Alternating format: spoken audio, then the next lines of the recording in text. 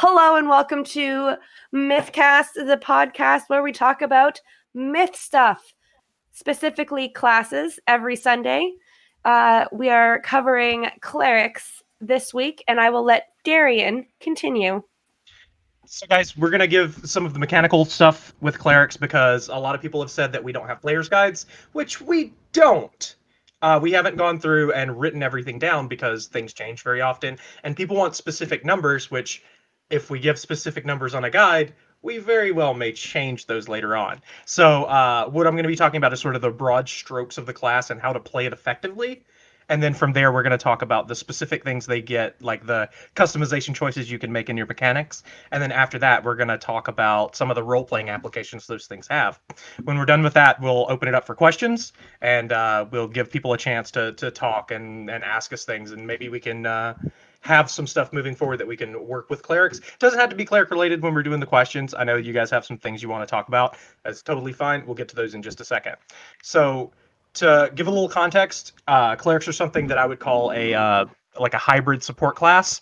They have a little melee combat. They have a little magic. They have some very unique features that they can do. Looking at their class skills just off the top, they don't have 100 in a weapon skill. The closest they can get is 80 mace fighting, and this is for both light and dark cleric. The things that differ the two classes I'll go over in just a second. But even if you only have 80 macing, if you can get 20 macing from your jewelry, you can stand toe to toe with a warrior that has 100 skill. The 2-hit formula is going to put both of you at the same accuracy level if you both have the same skill. So just because your cap is lower doesn't mean that your real skill doesn't make up for that. Now that also goes for fighters and dragoons and everybody else. They can also boost their skills through jewelry, so they may be able to edge you out because their caps are higher. But if you want to play a melee cleric, you totally can do that. I don't see it very often, but it is something that you can do, and I'll tell you a little bit about how to do that. They're primarily magic based. They have 100 magery and 75 eval, which isn't enough to do a ton with just straight damage spells, but they don't have a lot of straight damage spells. Most of their stuff is going to be unique feature spells, things like mass dispel, cure, mass curse, and specifically greater heal. If you're in a party with a cleric, with a light cleric specifically, and you die, it's your light cleric's fault. I'm sorry. Nothing should be able to kill a cleric. If you guys watched our sort of capture the flag game we played with Muriel in the middle and no one able to take her down for a few seconds, they can't sustain it for very long, but they can heal so well. Yeah. The ways they do that, clerics are going to have 4 different ways to heal. They're going to have bandages. If they're not a melee cleric, their hands are open, so they can use bandages. They have potions, which we also have some unique potions, like custom potions here, like the mana refresh and things like that. Stat potions are also kind of a big deal. I see people not using them a lot. Your stats determine a ton, and so potions are good. Things that are single use are often worth using. They have a healing aura, which is going to proc everyone in their party. It's going to heal them as they go. And what else can they do? Oh, greater heal, which people kind of overlook a lot too. The feats, the most important one obviously is going to be Holy Aura. For the Dark Clerics, this is one of the things that they will change. So Light Clerics get Holy Aura, not Rebuke Undead, what's the other? Turn Undead, Bestow Blessing, and Holy Might. Dark Clerics get the opposite of that, which is Rebuke Undead, Dark Aura, Bestow Dark Blessing, and Unholy Might.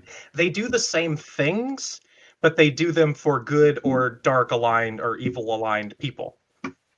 Rebuke Undead and Turn Undead work the same way. They're going to be usable against NPCs. Can turn it over and make it a tameable, and Turn Undead can just destroy it outright. And this goes for some pretty high level undead as well. So this is something to always have in the back pocket if you have the extra feats for it. The auras I've already talked about. Cleric, like Mage and Druid, have a crafting feat.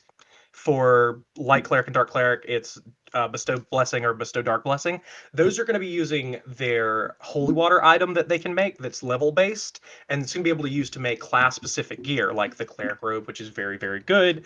The I think they have an amulet. They have a staff as well. I thought that was pretty impressive. Those items are very good. They were made in a time when you couldn't get luck based gear in the game.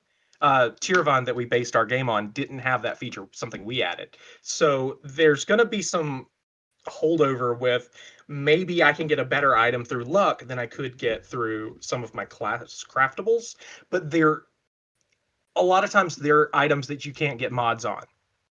And I can give you some info on like what some good mods are for your class because I need to get all the mechanics out because we're going to talk the fun stuff in just a second. The other one is Unholy Might, which I think is a straight damage buff for undead. And for Holy Might is. For Unholy Might, it does towards lawful creatures. Off the top of my head, I can't remember exactly what lawful creatures means as far as NPCs, but I'll get back to you guys with that information. As I said, some of these features I don't see clerics using very often.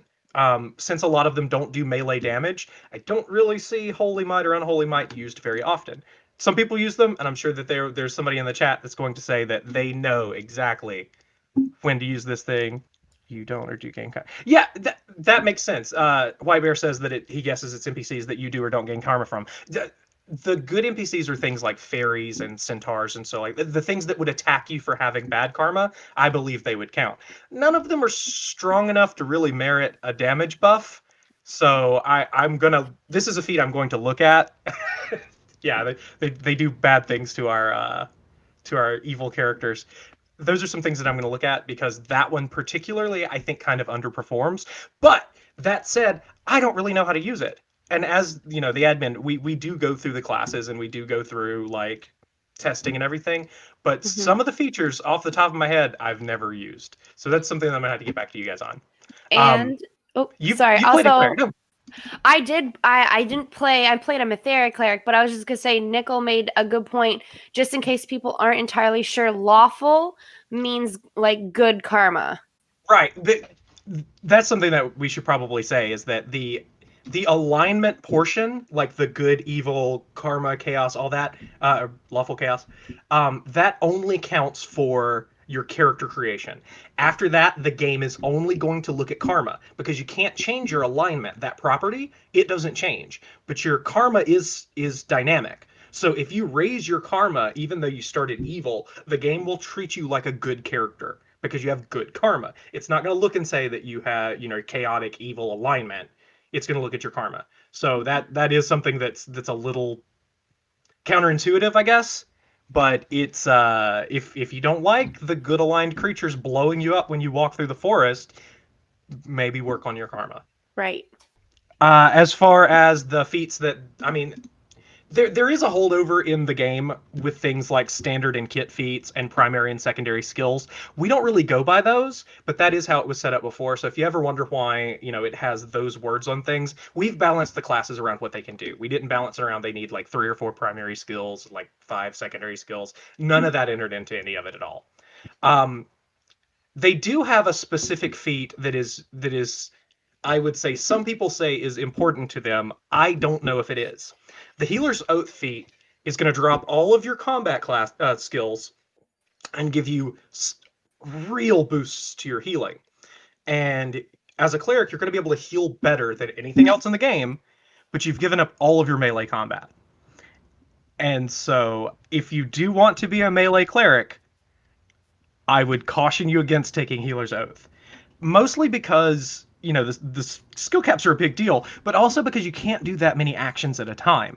You can't be melee fighting and using a bandage because it drops your weapon when you use a bandage. So that's going to be your choice is, do you want to play this way or that way? And unfortunately for Cleric, you pretty much have to make that a permanent choice because it's a feat-based thing. That is something that I do want to see more melee clerics because I like seeing people play the classes with their entire toolkit, but I understand getting it down to like less than a second heal time for people, so you can slap a bandage on them basically with a machine gun. That works pretty well. Yeah, I like that analogy. That's perfect. Do you want to talk about the classes? I mean, the gods a little bit, and like how the clerics can work for each god? Yeah, I mean, so basically the obvious is like light cleric. There's Saint Vita, and then you could also a mill would be your main ones that you would use for a light cleric. Um, and cleric is just like mainly a class term. We're open to people calling themselves like priestesses and priests also. Or even like Darian, you can like slap my wrist, but I would think shaman like would also be considered. And that basically would go with the religion and the god or goddess that you follow and how you perceive that. So perhaps, and I'm just, just going by my own personal opinion, me and Darian have kind of like pegged CERN to be. I would think CERN could have a shaman, perhaps. Like because CERN would be uh, a very open concept goddess, whereas she accepts you for who you are as long as you follow her unwillingly. And that There are is, only really two examples where like light or dark cleric doesn't yes, work just off the jump. Like light yes, clerics of Barlow are a little yeah, idiosyncratic, like being a light cleric of Shadow is a little weird, and then being a dark cleric of the Sun Goddess right, also might be a little strange. Those two, everyone else, you can pretty much have light or dark cleric working together, and this is the first yes, shard I've seen where that could be a thing. And yeah. I'm not going to slap anybody's wrist. If you want to call your cleric something else, that's fine, as long as there is backup to do it. Exactly. And that's when like, your role play story comes in, and some role play shards can be pretty heavy on the, this is supposed to be this way and this is supposed to be that way, whereas we are more geared to what Mytheria what was originally, whereas, if you can make it work within the guidelines that we've provided you, um, we pretty much don't have a problem with it as long as it doesn't cause grieving and as long as it doesn't like cause a whole rift that doesn't make sense into our lore. And that's when we come to you guys when we're like, if you actually want to do it and you think that, oh, there might be a reason why this isn't allowed, like just people do that. Just shoot us a PM and be like, hey, I was thinking about doing this for this character. But because Barlow is so dark, like I'm not sure if this will work. We can talk through it and we can make it work if you really feel like it's a thing. I think me and Darian and all the staff kind of have the same feeling. Whereas, like, I'll say it again, like this is also your story, as like it's pretty much your story. Like all of us have played on heavy role play shards because we want to tell our own story and because we want to like role play with other people and listen to their stories and have all of our stories come together. um so when it comes to light cleric and dark cleric and picking your religion, other than Alacor and Barlow, pretty much I think you could easily sway one way or the other. Right. To the point that Nickel's making that like if you suspend disbelief for good art. If you Yeah.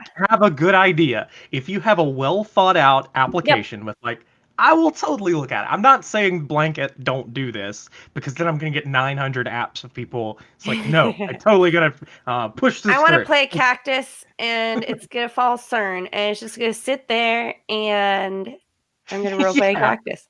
Someone did that once. It was yeah. There great. there was a cactus on DA2, Yeah, or it maybe it was. wasn't a cactus. I think it was a potted plant. It was. Oh, cactus makes it sound so much better. But I anyways, wasn't involved in that. Just throwing that out there.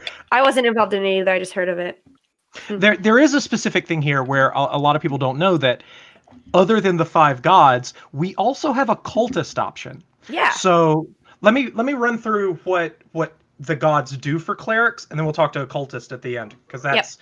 that's a cool thing I want to see people use as well. So each of the gods, your faith property when you do dot faith, you're gonna pick between the five. I there was a I say pick between the five. If something doesn't show up on your list, message me and I'll fix it because the game didn't like us changing the names of the gods. Oh, dude, that was a whole thing. It was a very contentious moment for the server, like the Oh, physical program of the server allowing us to change the yeah. names. Slegnor was like, "This is the end."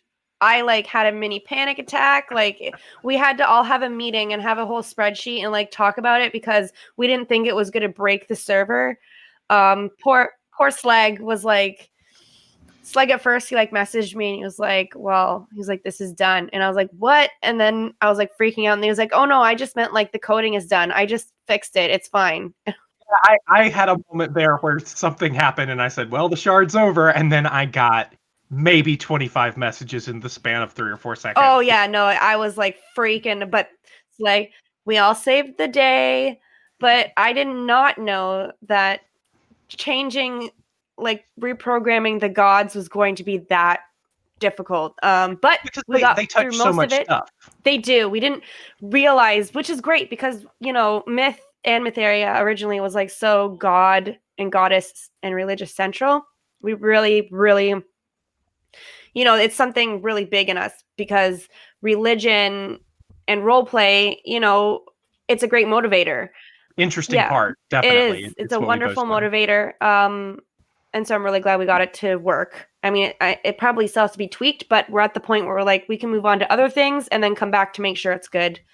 Don't be surprised if it's not working and you got to message me. But Yes. we'll do them in order. So, well, in alphabetical order. They're not in order, but don't quote me on that. So when you change your faith, it's going to change your bless and your harm. 2, when you're an Amil cleric, if you have the Amil faith, you're going to have a bless that puts a property on players so that when they die, they pop back up. I don't know exactly how long it lasts. I know it's not forever and ever, but I think it's long enough that you can do it at the beginning of a hunt and be okay. It's kind of like a second HP bar. Helps a lot in PvP. It can definitely change the flow of a big boss fight too. Their harm does a damage over time, along with a mortal wound effect like backstab. So mill clerics are kind of scary. Be very careful. Definitely. A Ralcor's clerics, their buff gives you a physical resist boost. Their bless does, and it makes it so players can't walk through you. So if you're an Aralcor cleric, you can block doorways and make it so that no one can push through you and get through. They have to fight you to get through, which is kind of neat. It's some of these features seem to be geared toward big open combat, which is something I'd like us to see one day. I think I'm happy that the players aren't pushing for it just yet. But one day when all of these things are running on all cylinders, we're going to have some pretty crazy team fights. Its harm doesn't do exactly what it used to do. It used to be an effective buff against demons. Now it's, I think, a straight damage buff, but Arelcor's harm is something that we're still looking at. So don't get super attached to it, because they'll probably get something that's a little more themed to her.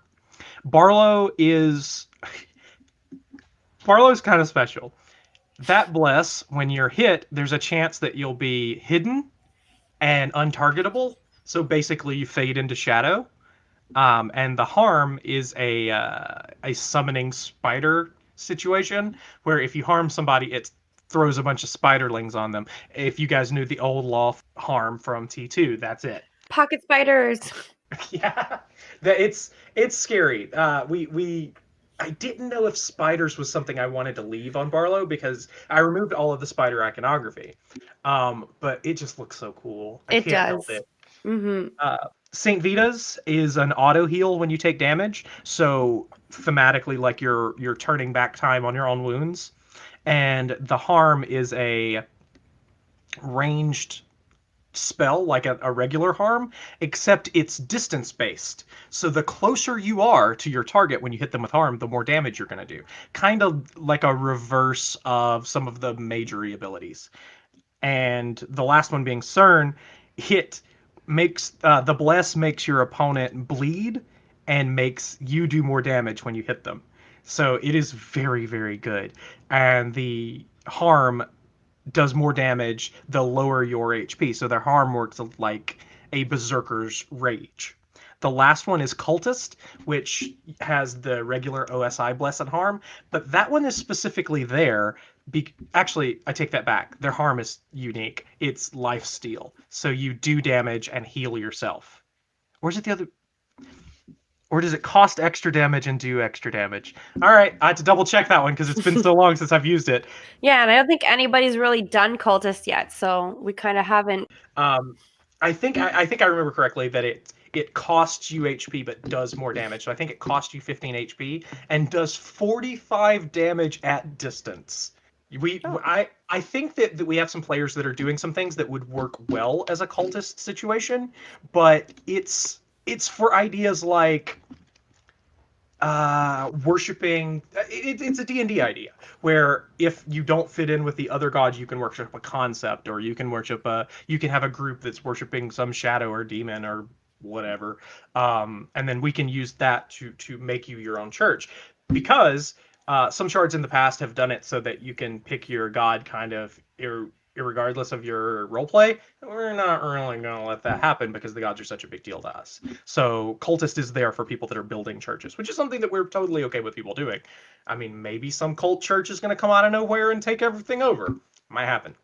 yeah. I mean, pretty much whatever people would like to do, or however, fates turn during quests, I guess. I feel like the cultists are going to always have a big enemy in the Uralcore faith. They're going to be the ones that end up being our big paladin types. Once they start really get going, I think that's Yeah, going to be. I definitely feel. So I was gonna say, speak a little bit more of the cultists and how, like, we envision them. So the way I feel like is if people would like to make their own religion, kind of thing. I would want to handle it kind of the way we would do a faction, so that if Right. you have a certain, like a handful of players and you all have an idea together, Mm-hmm. give us a write up and let us know what you'd like, and what you need to get started. We can pick a place for factions and like set them up with small camps or Yeah. small hideouts and stuff. And we also have a wiki where you can put up a page for your faction, or I guess guild is what I should say, since UO actually uses the faction system. But for your guild, you can put up a page with information, what the players should know, how to contact you if they want to join, that kind of thing. And we can really have kind of the community build those factions together. Cultist is a unique one because you're going to have something that's going to draw everyone together. But if you're building a church, not everyone has to be a priest or a shaman or whatever. You can Mm-hmm. use that to build a faction. Don't take this as me saying that everyone should go out and build a bunch of cults, because that may get a little like too many fish in a small pond kind of It's a thing. lot of cults. It's a lot of But if cults. you're not feeling, or if your character decides that he or she is not feeling any of the other, gods or goddesses, I mean, in the real world, there's nothing stopping anybody from coming up with their own conclusions and trying to preach it and start a Except for maybe following. the church Except on. for maybe the other churches, yes. Yeah, that's pretty Then much it. again, that's where, more role play comes in. If someone decides, hey, I'm gonna make my whole I don't believe in this, I don't believe in the spaghetti monster. That is, it's a weird thing in fantasy where in a world where literally things of the gods are visible, like it's hard to consider that the gods may not exist when so much of the story has been driven by things from the gods. So the idea Yeah. of UO myth atheists, I wouldn't say no, but it makes a little less sense than in real life. But at the same time, that doesn't mean people are loyal. All of the Yeah. gods are written to be like both good or evil. Like they're written to be complete characters. So you might not jive with everything they do. Yeah.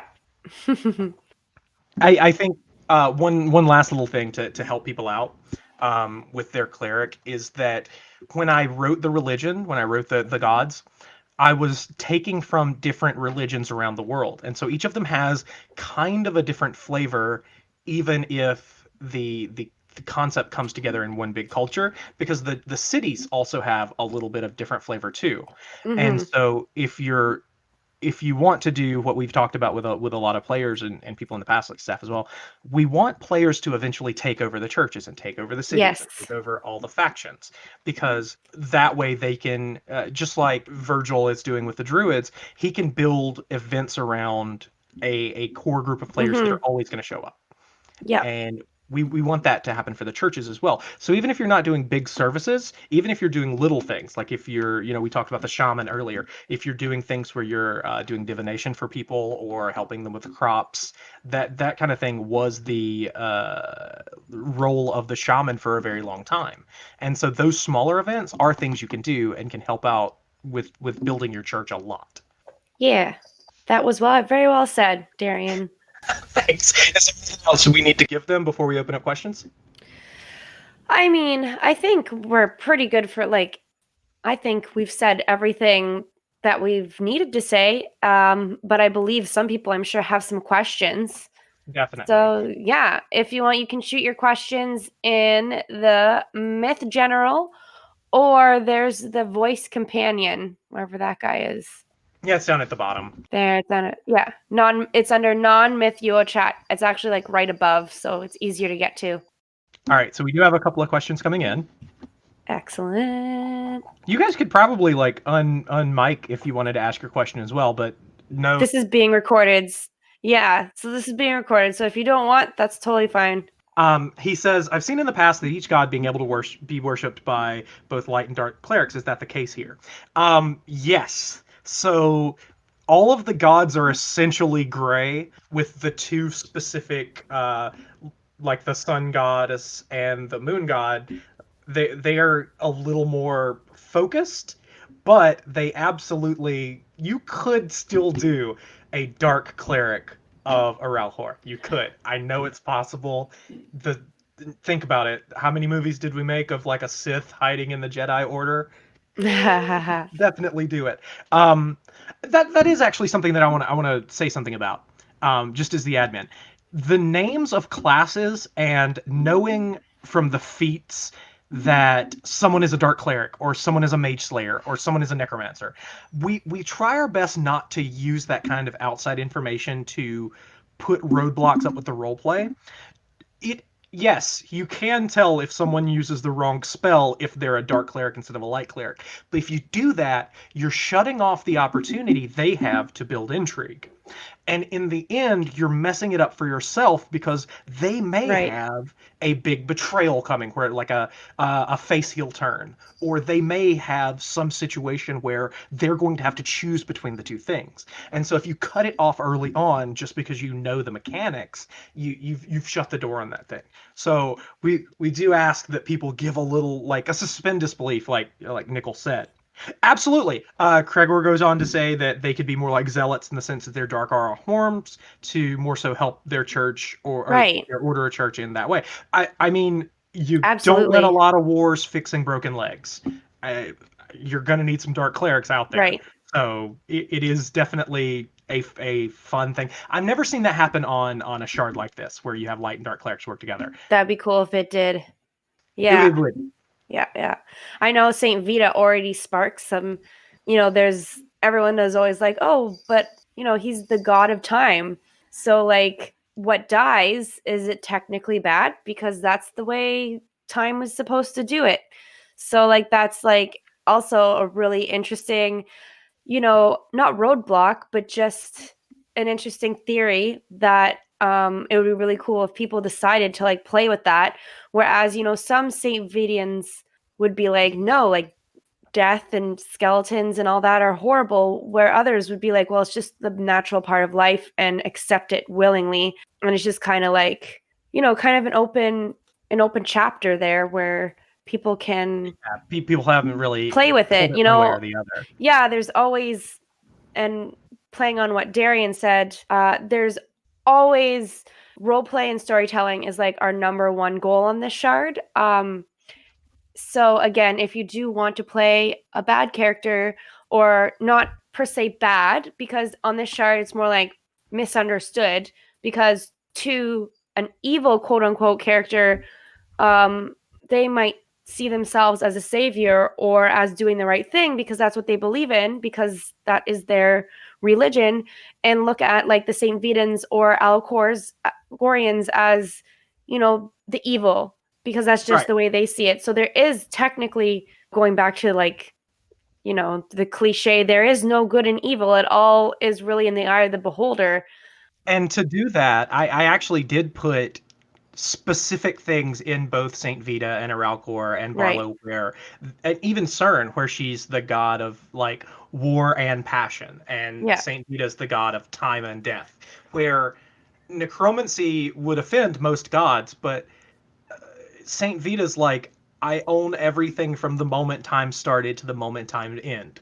I only care that in the end everything turns to dust. What happens right now in this moment in time means nothing because I have every moment in time. He wouldn't be super offended with the idea of someone living an extra couple of years, but at the same time, he also, like, the church that worships him has become kind of good aligned. And so that church, there's a difference between what the god would think and church doctrine. And so necromancy is hated in Estvale because people are stealing corpses or people are murdering people to have the corpses. Like those kinds of crimes make it a bad thing. Right. But if you were to be in a situation where a hero dies and they resurrect him as a skeleton to watch the guard, to guard the walls or whatever, and he's an eternal guardian kind of situation, that's a neutral thing for them because they wouldn't, like, they're keeping an old hero alive to continue to protect his family. That is something that could be looked at in sort of shades of gray. It's not something that's really happened yet, but it is something that could. And we wanted to leave a lot of room for people to branch around, because the coolest idea is to have multiple clerics and multiple players who are all faithful to the same source material, who've taken it in ways that don't work together. Because in religion in real life, those are the things that really drive religious change. You know, Martin Luther pounding the thing on the door. Yeah. And okay, so we do have a couple of a little things to point out, though, is that make sure you're partied up with your cleric if you're gonna have a dark cleric yes. walking around, Definitely. because his aura will eat you.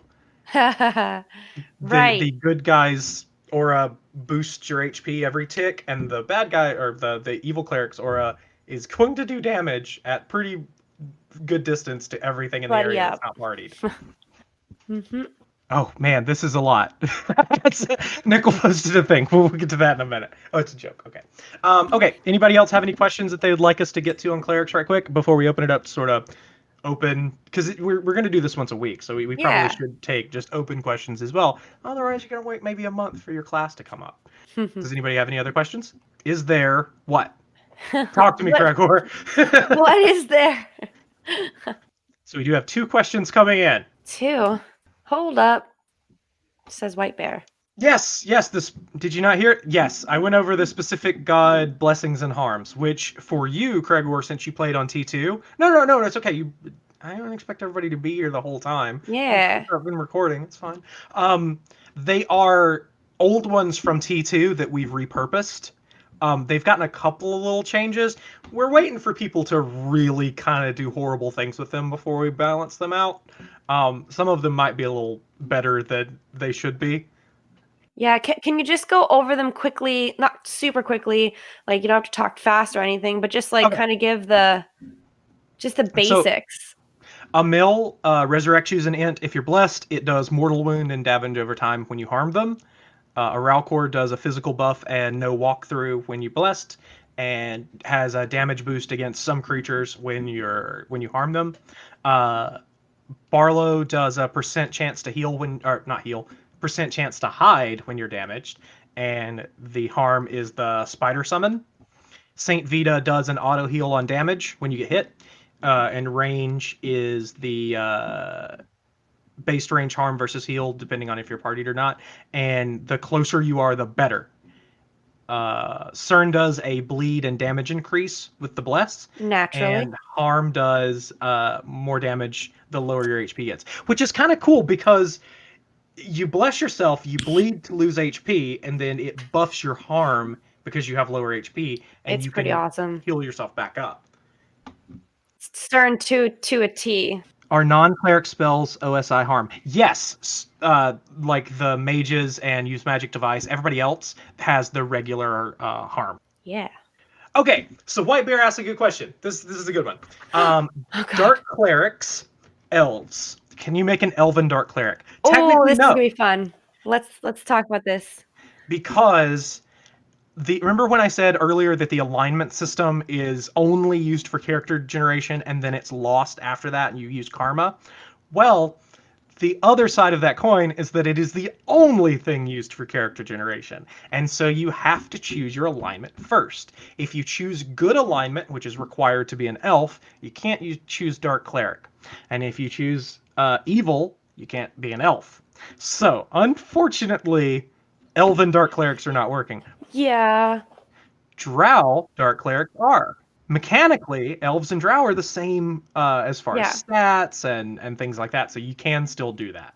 Yeah, it would just be a drow and not an elf. And I think like the drow and elf are just kind of like the two that kind of have like a lot more, I guess, rules about them because they're the complete opposites of each other. So, like Darian said, like if you would like to be a dark cleric, you would have to go drow, who is the shadow elf. Right, just because that's the only way you can pick those two options. Otherwise, it's not going to let you through the character creator. They'll be grayed out. Yeah, and also role playingly speaking, I mean, because they're the opposite of each other, I think it would be, yeah. I'm trying to. I don't want to say it's. I am going to say it's not possible in the game. I don't want to Yes, say it's not possible through role playing because right. we can probably make something happen, but at the Yeah, same time, we haven't allowed any situation outside of the character creator so far. We've yes, opened up the character creator so that like you can be a neutral assassin, for example, or I think Darklings can also be neutral is something we opened up. yeah. But we've sort of left the character creator alone, along with the way that we Because we're have so scared much it's gonna trouble. break. What's that? I Yeah, said, yeah, we want to tweak some stuff, but right now, after, some things are so big that you can't touch them without the shard. Like, you know how in old movies when they're in the submarine and the pressure's getting too big and bolts are like flying by like bullets? If you try to yeah. change things so that are very, very big, that's what it feels like. Yep, yep. And yeah, it's not that like, originally we wouldn't want such restrictions with that. Like naturally we would be like, yeah, if you really had a good reason to be an elf and to be a dark cleric, that would open up so many cool possibilities. But just right now, I mean, we could find a way role playingly to do it, but it would have to be a light cleric. Yeah, the unfortunate thing is that that specific example in universe is already done. That we have a different creation story for the Drow, so they aren't spider demon people. Yeah, They're cursed elves that other elves cursed. And so if you wanted to do it, maybe it's a thing where you could start off as a cleric and then slowly turn to evil and then be cursed the same way. That's the right. only way I would think. But that also kind of opens up that can of worms of like race changes between things like elves and drow and Hmm. humans and darklings, which is also something we don't typically do Yeah, because those racial abilities and those racial things affect a lot of things as well. The races are balanced themselves, but being able to move from one to the other might cause some issues. it gives me, yeah, it makes me anxious just thinking about that. Everyone will turn into skeletons when they die again. Clockwork patches Oh or whatever they yeah, they're were. def. I don't know if you guys That got was a that, but one nightmare. day there was one day where if you died in And game at all, you came back as a skeleton no matter what.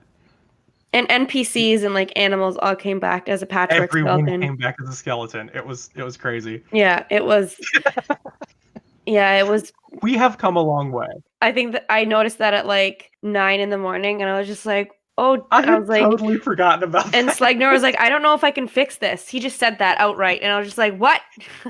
It's not his fault. Like we're using a tool set that's 10 years old, and yeah, it's a Oh, it lot. was just like Slag, I don't think I can fix this. And then like 15 minutes later, he's like, I think I fixed it. He always does that. And I'm like, oh, thank God. I almost I died. trust him to keep us floating. Like Slegnor is the reason we're all here. Oh yeah, dude. He's a lifesaver. All right. Does anybody else have anything they want to ask before we wrap up? All right. I think White Bear has one left. Well, remember, guys, you can always ask us questions in chat or PM us if you have anything. I am trying. Oh, there was one last thing I wanted to do, What? and that is I want to talk to people about their gear. Right. Yeah. How does gear Yeah, let's talk about gear and That's something clerics. I want to do specifically for like each class type. I want to like at the end I want to give you like some suggestions on Yes, this is perfect. Man, it's almost like we planned this. Love it. Let's go with this. I wrote this down. I totally forgot. So I talked a little bit about it earlier, but we changed the luck system so that you actually do get drops of magical items on monsters, and it adds kind of like a fun gambling RNG thing, which I love. So I was the one really pushing this. Some of those items can get really really good, and so there's a split between crafted gear and found gear. You can make found gear better, but in doing that, you may explode it and lose the item. So there's a lot of RNG between you and getting a good suit of armor. But once you do, if you're really focusing your things, your armor can really take your class to the next level in that each piece of gear could, for a cleric, have reflect physical damage or mana regeneration or lower mana cost, something like that. Like you can build your gear around the things you want to be better at. And like I said at the very beginning, you can buff your magery skill. You can make yourself a better pigeonholed class for your specific playstyle. And I don't see a lot of people doing that, because it's a certain kind of sadness to find something really good and try to like spined leather or gold it, and you just watch it crumble in your hands and you've lost it. So I get that not everybody wants to do it, but if you're ever fighting a similarly leveled character that does have gear like that, you're going to notice a significant difference. They will. Okay, so Gregor asks, when you upgrade these magical items, can they become exceptional in quality, or will they be normal quality? That's the trade-off. So when a crafter makes a crafted piece of gear, their skills come into it, and it gives it, for armor, it'll give it extra resistance, or for weapons, I think extra durability, and it boosts the damage increase up to the cap. I think you have a 45% cap of damage increase. Those things will not affect magic items because there's no crafter making them. The only thing you can do with a magic item is to replace the iron or leather. I don't know if you can do it with wood. I'll have to look into that. I am going to be on recording here saying that woodworking bows and weapons and so on, they will get an update. That is happening one day. It's not like something that's going to happen very soon, but they got left behind when UO was being made. Smithing and tailoring got the lion's share of all the content, and I don't like that. I want to fix the other. But you really are going to have to choose between, do you want your extra resistance because of exceptional armor, or do you want two HP regeneration? Rejoice, archers! It's on It makes me record. happy that everybody's like, they want Everyone's that. just gonna play that one sentence over and over again until we do it now. Oh. Well, that's you don't have to be an archer to use archery. That most classes are going to get an aim cap of like 15, which you can raise with skill. I guess it's not really exciting. You can raise with jewelry. I was even surprised to learn that mages can use bows, Oh, that's pretty dope. but I don't think you can get a spell channeling. Ah, Yeah, you can't get a spell channeling bow. right. That is true. Yeah, you can fire point blank. It's like a shotgun, but it's like one tile. If you guys want to hear some things that we do want to change over time, the mage A, B, and C spells, they're gonna get a look. One of them is very, very good, and the other two are worthless, and that's just, I don't like that kind of design. We also want to the command spells .mg, sp, ab, and c. There used to be a D as well, but that got nixed way before I was here. So those will get looked at too. If you guys don't have any other questions, if there's nothing else that we need to hit, then I'll tell Craig to have a nice day. Yeah, And man. continue talking if you guys want. Yeah, does anyone have any more questions? I mean, we'll open it up to not just clerics. Like if you guys have like some specific questions, because now that we're speaking, it'll be easy. I mean, Darian will answer because I know absolutely nothing about the mechanics. Yeah, I'm kind of the balance guy. So. Yeah, it's so funny because people ask me stuff in the beginning. They'll like PM me, and I'll just be like, please speak to Darian because my brain capacity cannot take the mechanics right now because I'm really lucky though because I've got Nickel and yeah Nicholas and Des and everybody else that's played a lot. Yeah, So that we have a knows lot of it. shared. So they remind us. It's wonderful. It's like, I'm just so glad that we have, a couple other people that are willing to, join us in this journey and give their input, which is very rare. It is. I definitely have been surprised with the amount of people we've been getting. You guys are we've really blown up in the last little bit. Bailiff asks, holy symbols, a lot of class get them, or is it more of a cleric item?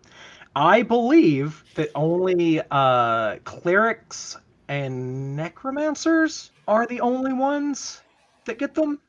Off the top of my head, I think that's right. I don't know beyond that. Yeah, because necromancer is kind of a mix between mage and dark cleric, so you're getting stuff from both sides.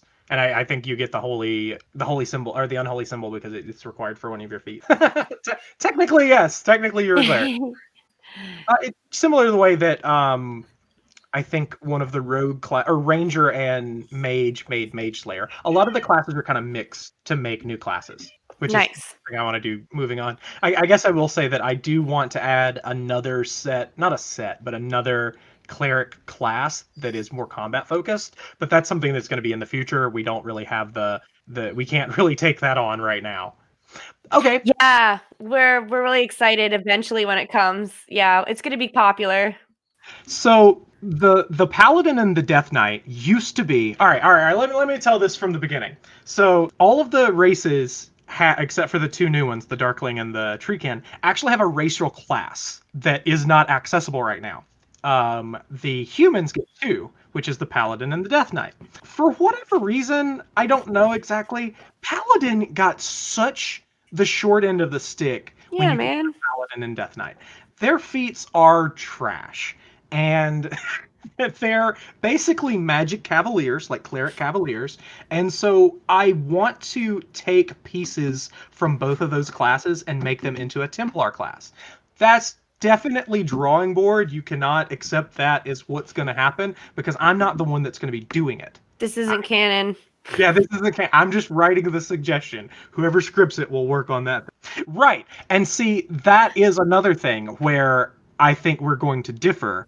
Is that the advanced classes aren't going to right. because Gregor brings up a good point is that originally you'd get to level 20 and then they would drop you to 10 and then you'd level again more. No, we're not doing that. That sounds exhausting. Well, it also throws the stat balance so far out of line that only advanced classes have a chance of doing anything. Boo. Because they've got an extra 20 level or extra 10 levels of stat boost with increased gains that other classes can't touch. So I will be fixing that. They will be specific classes. Listen, we're still alpha. We'll figure everything out, guys. Don't worry. Man, I need to make a patch that says we're an alpha forever. All right, guys. Forever and ever. Thanks for listening, everybody. We have actually quite a bit of people. So thank you all for taking the time to listen to us blabber about nerd things like classes and role playing and the myth. We'll have more chit chat and answer more questions after the recording. Oh man, I'm also so proud of this community too. Yeah, we wouldn't be here if it wasn't for you guys. We were dead in the water there for a long time, and then everybody came back and played. I appreciate everybody giving us the chance to talk about these things. You know what? Since you guys are here, we were going to draw from a hat, but I got a bunch of people here. What's the next class set we do? The first person that says it's going to be the one. Yep. Mage. Done. We'll go over all of the. Do we want to do? Okay, so here's the thing we can decide. Do we want to do all of the type of mages? Or we should do the whole thing. We shouldn't do them individually. Yeah. Taking a month on mages would be miserable. It would be. They're very similar. Thank you, everybody, for joining our first Mythcast. And we will be here again at around 6:15 for next Sunday for the mage class. Put on your robe and your wizard hat because we're going to adventure. You're a wizard. Myth. All right, guys. Thank you for coming, and we will be back here Sunday to do it again.